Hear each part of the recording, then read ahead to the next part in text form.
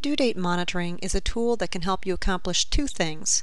You can track the amount of work you expect to do for a client on an annual basis, and you can see at a glance the scheduled work for the entire firm in a selected date range. There are two ways you can enter due dates. The first, most basic way is to go directly to the client properties and onto the Due Dates tab. Here you can enter a specific engagement or work code, although both of these are optional.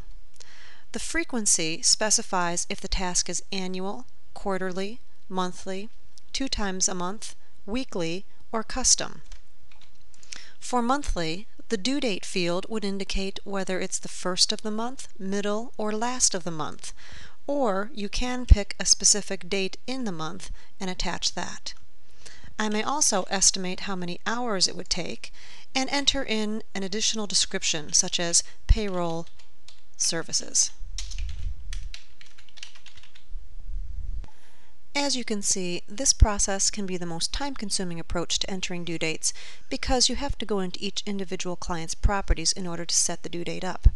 An easier way to set up due dates is to utilize the client's year-end and categories to create due dates in a batch form.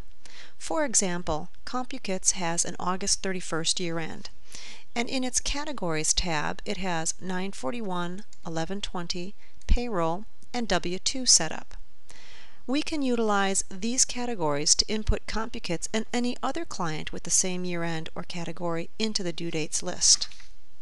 Let's go to Tools, Due Date Utility, and then go to the Custom Dates tab.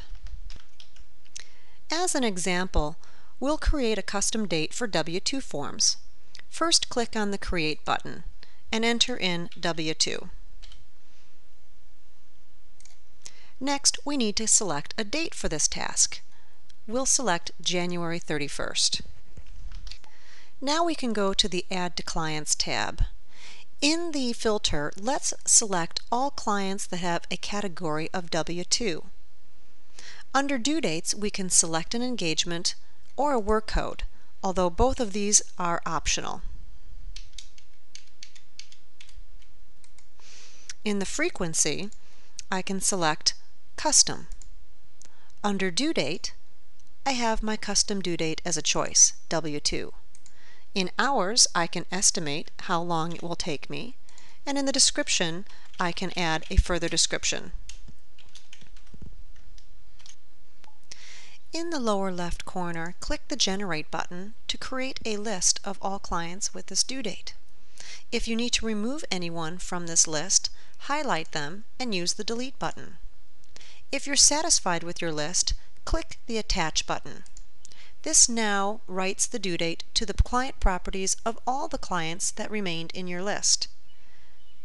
Detach would remove the due date from the entire list and let you start again. We'll now add our W-2s to the firm's work schedule by going to the Create Dates for Calendar tab and selecting a proper date range of January 1st to January 31st. In the lower left corner, I will click the Generate button. The utility now finds all clients that have due dates that fall within my selected date range. If there's a client that needs to be removed from this list, I may highlight them and use the Delete button. Once I'm satisfied with my list, I can click Create, and this will add all your due dates to your firm's calendar. To view your firm's work schedule, let's exit the Due Date utility and go to the main Due Date Calendar icon. This screen shows a complete list of all the work coming due for your firm in the month of January. It allows any employee with access to the screen to enter the date that the file was received, possibly any information we're waiting for from the client, as well as the date that it's been complete. Once the work has been completed, you may enter the completed date and the due date will be rolled over for the next year.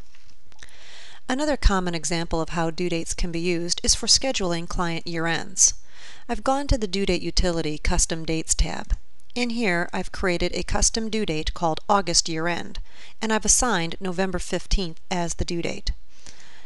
On the Add to Clients tab, I may filter my client list by the two categories 1120 and 1120S to get just my corporate clients.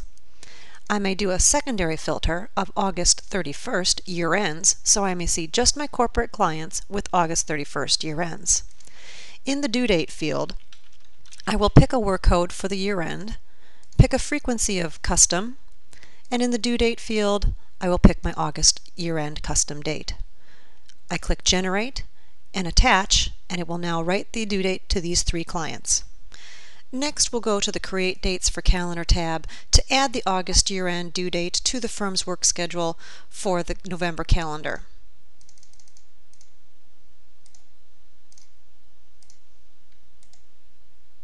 When I click the Create button, all of my due dates for November will be added to the calendar, and we can check this by going to the main due date icon, checking for November, and I'll see both my 3 year-end due dates as well as my 1 payroll services, that's a monthly due date for November.